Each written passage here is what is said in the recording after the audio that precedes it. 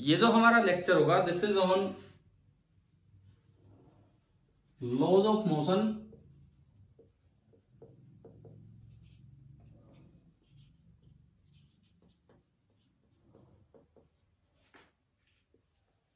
Plus friction. Laws of motion plus friction, कुछ भी हो सकता है, फ्रिक्शन भी इंक्लूड हो सकता है, नहीं भी। सवालों में हमें देखना है पहला सवाल। जैसे सपोज कीजिए ये एक इंक्लाइन प्लेन है,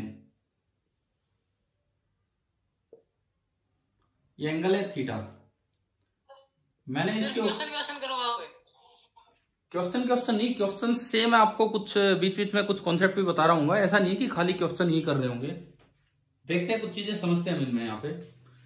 पहली बात आप ये बताओ कि ऐसा नहीं है कि यार जो पढ़ चुके उन्हीं पे क्वेश्चन, वो वाला काम नहीं है ये।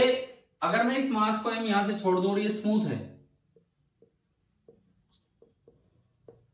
फिक्स्ड इंक्लाइन है, आप बताएं इसकी एक्सेलरेशन कितनी होगी नीचे की तरफ।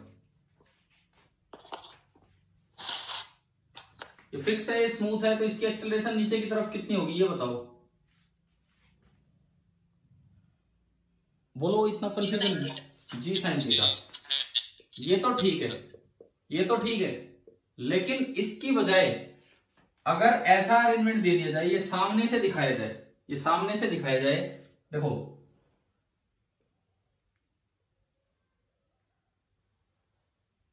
ये आप फ्रंट फेस इसका देख रहे हो, आगे की तरफ से यूं। मैंने इसको घुमा दिया, पहले यूं था, अब इसको साइड में घुमा दिया, इस तरह का काम कर दिया। तो जो एंगल ऑफ इंक्लिनेशन है, एंगल ऑफ इंक्लिनेशन वो तो आपका थीटा है ही, तो वो थीटा तो यहां आ गया है। अब अगर मैं इस ब्लॉक को यहां रख दूं तो भी ये नीचे आएगा जी साइन थीटा से। आप बताओ, ये डायग्राम और इसका फ्रंट व्यू समझ में आ गया आपको किस तरह से दिखाया है? Yes sir, yes sir. लेकिन अब इसमें इसके ऊपर एक पाथ बना हुआ है यूं, ये एक रास्ता बना हुआ है, एक इसके अंदर थोड़ा सा यूं लगा लो कि डिप्रेशन है। डिप्रेशन मतलब बीच में कोई गड्ढा है इस तरह का। ये जो पार्ट है इसको हम बोल देते हैं डिप्रेशन और ग्रूव, डिप्रेशन या ग्रूव। और सपोज मैंने यहां पे इस ब्लॉक को छोड़ा है कि इस ब्लॉक को इसके अंदर जाना है, और ये ब्लॉक इसके अंदर चल के आ सकता है, बस इधर ही स्लिप करके आएगा इस तरह से।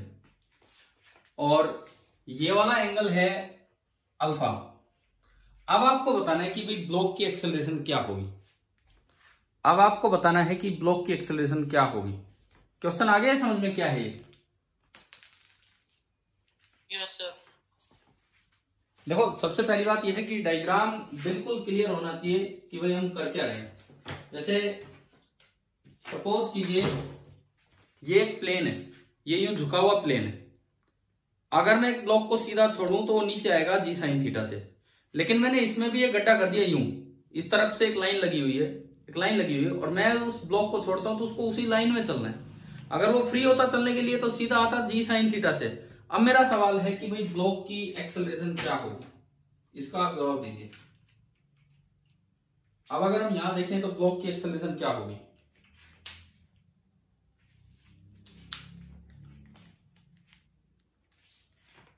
देखो, अगर ये फ्री होता फॉल होने के लिए तो ये जी से नीचे आता, लेकिन फ्री नहीं था तो केवल ये वाला कंपोनेंट आया एक्सेलरेशन में, और ये कंपोनेंट है 90 माइनस थीटा की वजह से जी कोस 90 माइनस थीटा, यानी कि ये बन गया था जी साइन थीटा। अब अगर ये ग्रूव ना होता, तो ये ब्लॉक इस डायरेक्शन में आना था, यूं इधर की तरफ उतर के आता, और उसकी एक्सेलरेशन कितनी थी? जी साइन थीटा। लेकिन अब जी साइन थीटा भी पूरा फ्री नहीं है इस सरफेस पे, तो बताओ जी साइन थीटा का कितना पार्ट इसको मिलेगा एक्सेलरेशन के रूप में? बोलिए, अब इस ब्लॉक की एक्सेलरेशन क्या होगी? G sine theta by cos alpha. G sine theta by cos alpha. By क्यों आ गया भाई? ये जी साइन थीटा इस फ्लोर पे चलने की इसकी नेट एक्सेलरेशन है, और उसको भी आपने रिस्ट्रिक्ट कर दिया एक पार्ट में, तो उसका कंपोनेंट करेंगे तो ये हो जाएगा g sine theta into cos alpha. क्या ये समझ में आया कि नहीं आया, कैसे बताया?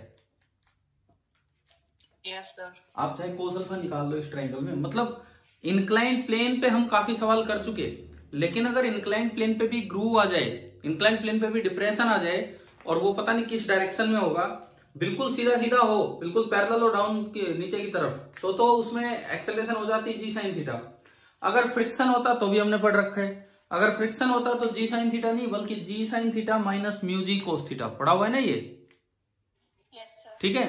अब अगर कुछ भी होता और उसको अल्फा डायरेक्शन में आपको लेके जाना है, तो जो भी एक्सेलरेशन है, चाहे जी साइन थीटा हो, चाहे जी sine theta minus mu G cos theta हो, उसका कंपोनेंट कर दो अल्फा वाली साइड, तो इस तरह से एक्सेलरेशन निकाले जाते हैं।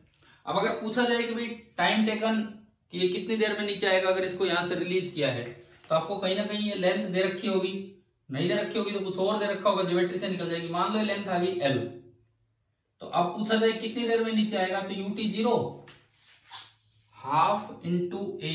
अब ए बनेगा g sine theta into cos alpha, और नीचे उतरने का टाइम कैपिटल टी, तो ये आपका हो गया कैपिटल टी का स्क्वायर। तो l is equal to half into g sine theta into cos alpha, और इंटू ये हो जाएगा कैपिटल टी का स्क्वायर।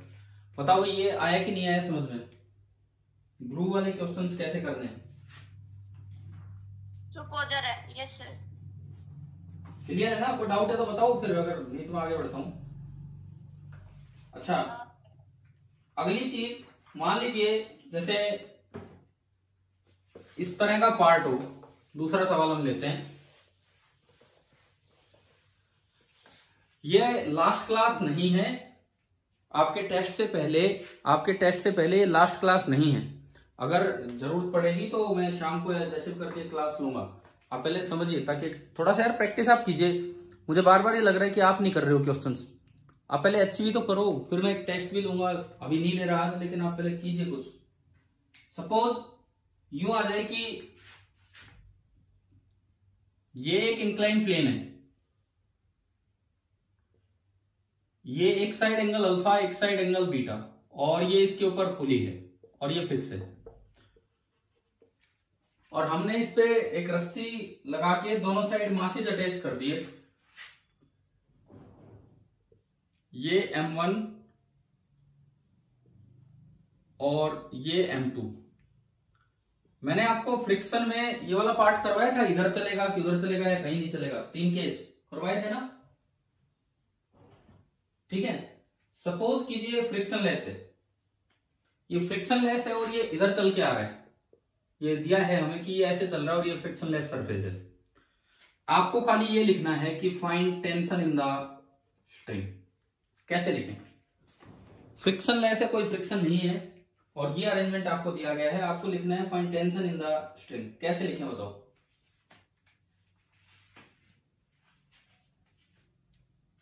अच्छा, एक्ट्रूड मशीन, मैं आपको एक डायरेक्ट तरीका बताता हूं डायरेक्ट कैसे लिखना होता है। एक्ट्रूड मशीन होती, सीधी एक्ट्रूड मशीन, सुनो, अगर एक्ट्रूड मशीन होती तो टेंशन का क्या फॉर्मूला होता? केवल एक एक्ट्रूड मशीन होती जिसमें दोनों साइड ब्लॉक होते तो फॉर्म्यू नहीं, फॉर्म्यू तो उसका इक्विवेलेंट सिस्टम था। टेंशन का क्या फॉर्मूला है अगर ये एक्ट्रूड मशीन होती तो? अरे टेंशन हाँ, M1 M2 upon M1 plus M2 into जी। मैं स्क्रीन पे से बोर्ड हटा रहा हूं, आपको दिखता रहेगा, मैं आप लोगों को भी देखना चाह रहा हूं कि भाई कौन कौन है कौन नहीं है।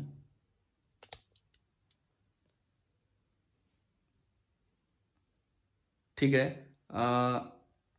वीडियो तो ज्यादा ऑन पता नहीं है कि नहीं। ठीक है ठीक है, अब देखिए इधर देखिए ये टेंशन तब होती जब सिस्टम इस तरह का होता कि इधर M1 और इधर M2। अब मैं आपको जनरल लिखना सिखा रहा हूं कि जल्दी कैसे आप लिखेंगे, जल्दी किस तरह से आप लिख पाएंगे वो हम देख रहे हैं।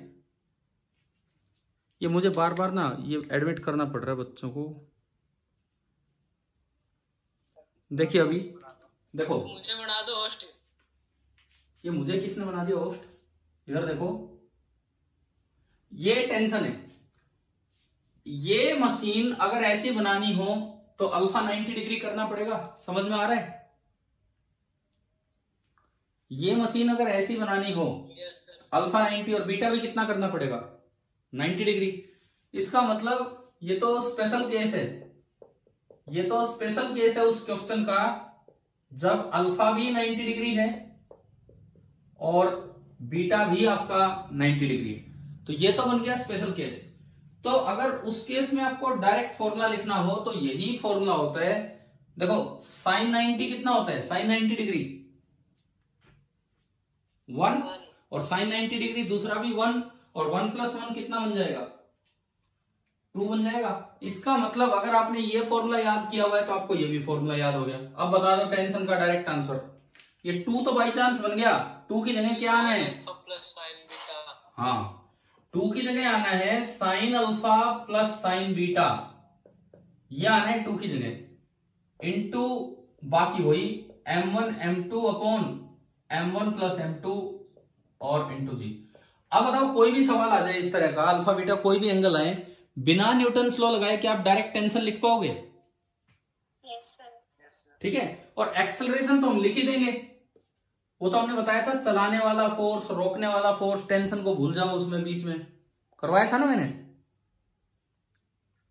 बताना अगर ये सिस्टम में कोई फ्रिक्शन नहीं है तो इसकी एक्सेलरेशन कितनी होगी? जस्ट एक बार बोलना आपको क्या एक्सेलरेशन होगी। m1 + m2 अपॉन ना यार ना, m1 + m2 into g। नहीं, आराम से बोलो, एक्सेलरेशन आराम से बोलिए क्या होगी। सर इसको चलाने वाला फोर्स कौन है? इसको चलाने वाला फोर्स कौन है? m1g sin beta. m1g sin alpha. और उसको रोकने वाला फोर्स कौन है? m2g sin beta. m2g sin beta. तो नेट फोर्स कितना हुआ चलाने वाला? Net force m1g sin alpha minus m2g sin। हाँ, तो अगर एक्सेलरेशन लिखनी हो तो नेट फोर्स मतलब m1g sin alpha minus m2g sin beta and divided by आपका हो जाएगा m1 + m2। तो क्या आपको टेंशन और एक्सेलरेशन डायरेक्ट लिखनी आ गई कि नहीं? Yes sir. अब सपोज कीजिए क्वेश्चन इस तरह से दिया जाए, मतलब मैं आपको ये सिखा रहा हूं कि कैसे आप एक बार में डायरेक्ट आंसर लेके आएंगे। ये सवाल आ जाए कि यूं दिया गया है, कोई फ्रिक्शन में अभी नहीं ले रहा हूं स्टार्टिंग में आज की क्लास में।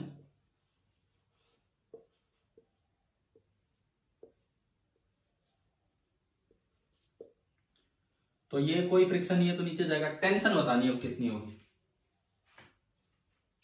टेंशन, केवल टेंशन पूछी है मैंने, उसके बाद मैं एक्सेलरेशन पे आऊंगा।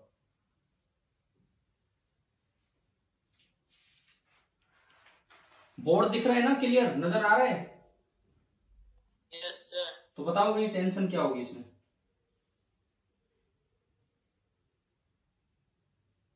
फ्रिक्शनलेस है सर टेबल। हाँ, मैंने बोला अभी मैं फ्रिक्शनलेस ले रहा हूँ सब कुछ। टेंशन जो जिस तरह एटूड मशीन का लिखना सिखाया उससे बताओ डायरेक्ट, यूं नहीं कि सोल्व करके बता रहे हैं, वो नहीं।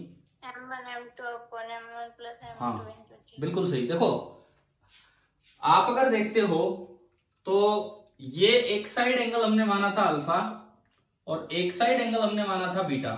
अगर कोई लाइन वर्टिकल हो जाती है तो ये एंगल हो गया 90 डिग्री। जैसे पिछले केस में दोनों लाइन वर्टिकल हुई तो एंगल हो गया 90। इस बार ये वाली लाइन तो होगी वर्टिकल, तो बीटा तो कितना बन गया? 90। और ये वाली लाइन होगी हॉरिजॉन्टल, हॉरिजॉन्टल होगी तो हॉरिजॉन्टल के साथ एंगल कितना हो गया? 0।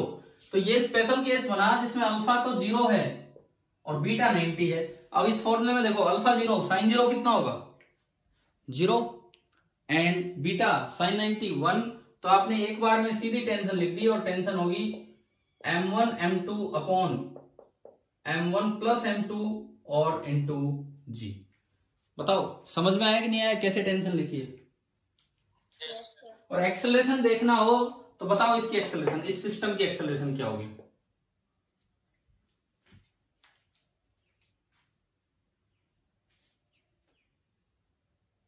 m2g। हाँ, चलाने वाला फोर्स m2g, रोकने वाला m1। ना, कोई नहीं रोक रहा है। m1g तो इसकी डायरेक्शन में ही नहीं है, परपेंडिकुलर है, कोई रोक ही नहीं रहा, फ्रिक्शन है नहीं। तो ओनली एक ही फोर्स है चलाने वाला, कौन है? m1 जी, m2g सॉरी, तो एक्सेलरेशन होगी m2g अपॉन टोटल मास, और टोटल मास कितना, m1 प्लस m2। बताओ ये इस तरह के कोई भी सवाल हो कि आपको डायरेक्ट ये कैसे लिखना है, क्या ये समझ में आ रहा है कि नहीं? Yes sir. ठीक है, मैंने कहा अभी आज की आधी क्लास हम विदाउट फ्रिक्शन लेके चल रहे हैं। देखो अगला सवाल, अब जैसे कोई बच्चा अभी स्टार्टिंग में पूछ रहा था कि सर क्या आज सवाल ही होंगे, तो क्या हम कुछ सीख रहे हैं रिजल्ट्स की, कैसे यूज होते हैं रिजल्ट सीधे क्वेश्चंस में? Yes sir. ठीक है, वैसे तो जल्दी हो सवाल से टाइम लेके, कोई बात नहीं, सही होना चाहिए, पर इनसे आप वेरीफाई कर सकते हो कि भाई किस तरह से सवाल हो। अब मान लो जैसे इस तरह का सिस्टम है,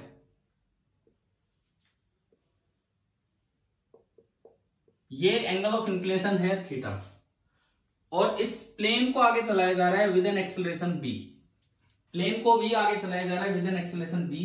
मैंने ए बचा के रखा है किस लिए, कि इसके ऊपर एक ब्लॉक है वेज के ऊपर, और इसके रेस्पेक्ट में वो नीचे आ रहा है विद एन एक्सेलरेशन ए। जो बी है वो तो वेज की एक्सेलरेशन है, किसके रेस्पेक्ट में, ग्राउंड के रेस्पेक्ट में, और जो ए है वो आपकी with respect to wedge। हाँ, अब मान लो इसका मास नहीं दिया मुझे, इसका मास दिया है केवल, ये दिया गया है, आपको बताना है कि नॉर्मल रिएक्शन कितना लग रहा है,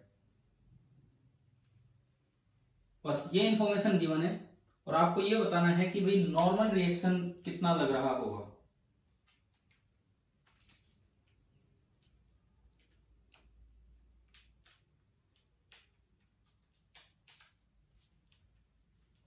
अच्छा ये बताओ, अगर ये रेस्ट पे होता, अगर ये फिक्स होता, ठीक है, और मैं इसको चला देता विद एन एक्सेलरेशन ए, और ये एंगल थीटा, सबसे पहली बात ए कितना होता है इस वाले केस में, ये तो आज आपने स्टार्टिंग में बताया ही, जी साइन थीटा। अब नॉर्मल रिएक्शन कितना है यहां इस ब्लॉक पे नॉर्मल रिएक्शन कितना लग रहा है,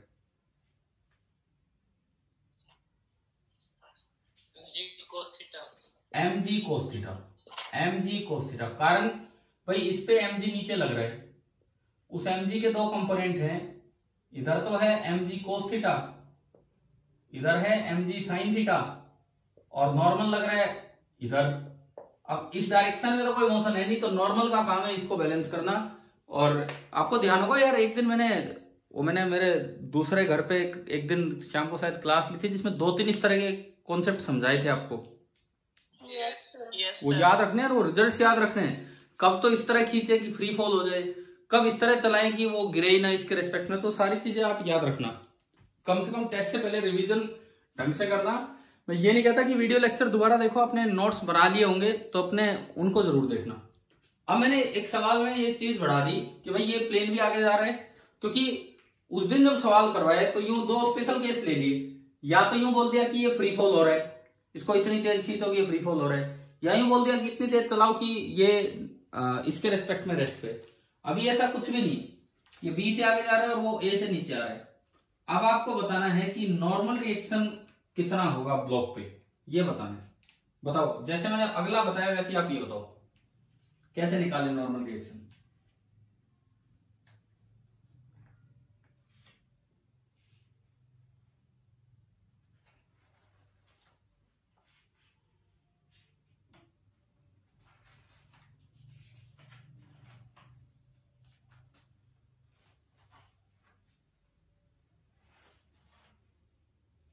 बोलो, मैं वेट ही कर रहा हूं आपका।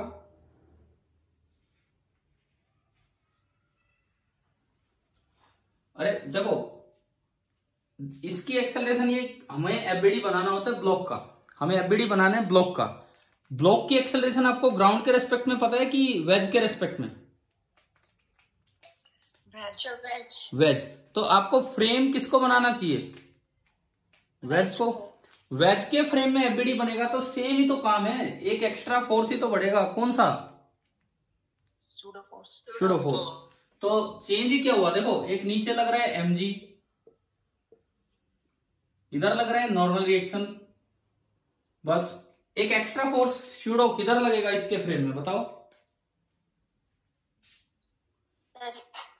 लेफ्ट में।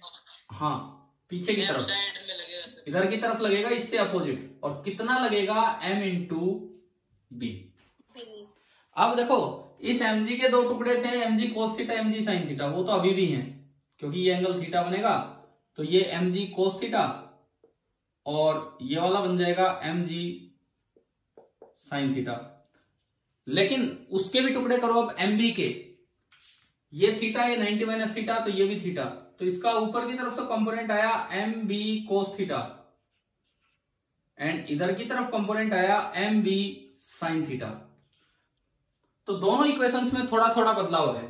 पिछली बार नॉर्मल खाली इसको बैलेंस कर रहा था, इस बार नॉर्मल कितना हो जाएगा total? mg cos theta plus b sin theta. हाँ, mg cos theta plus mb sin theta. एक तो ये। दूसरी बात, पिछली बार एक्सेलरेशन खाली mg sin थीटा की वजह से था। ओहो, ये क्या हो गया? अंधेरा हो गया यार बिल्कुल। Yes sir. अब दिख गया? देखो, सुनो, दिख रहा है ना अब तो बोर्ड? Yes sir. पिछली बार एक्सेलरेशन खाली mg sin थीटा की वजह से था, तो mg sin theta upon m। इस बार जो एक्सेलरेशन है इस ब्लॉक का, इसके फ्रेम में a, बताओ कितना होगा? नीचे force mg sin theta minus mb cos theta divided by m, mg sin theta minus mb cos theta divided by m। तो ये आपका एक्सेलरेशन आ गया g sin theta minus b cos theta. अब बताओ भाई, वेज के ऊपर ये ब्लॉक का मोशन, चाहे वेज चल रहा हो चाहे वेज ना चल रहा हो, क्या ये चीजें क्लियर होगी? ठीक है। एक और आसान से सवाल मैं आपको बताता हूं जो हॉरिजॉन्टल फ्लोर पे जस्ट एक तरह से रिवीजन के पर्पज से लगा लो कि ये जो मैं बोल रहा हूं अभी। हालांकि ऐसा मैंने वो ट्रेन वाला क्वेश्चन करवा दिया था एक दिन, आपको क्वेश्चन दिया था कहीं, ट्रेन वाला क्वेश्चन एक एग्जाम में दिया था, लेकिन वो मैंने वीडियो लेक्चर में डाल दिया था शायद, या सोल्व करवा दिया, देखा होगा आपने। तो ऐसे ही ट्रेन हो या वैसे कॉन्टेक्ट हो, मान लो 2-3 ब्लॉक आपको दे रखे हैं,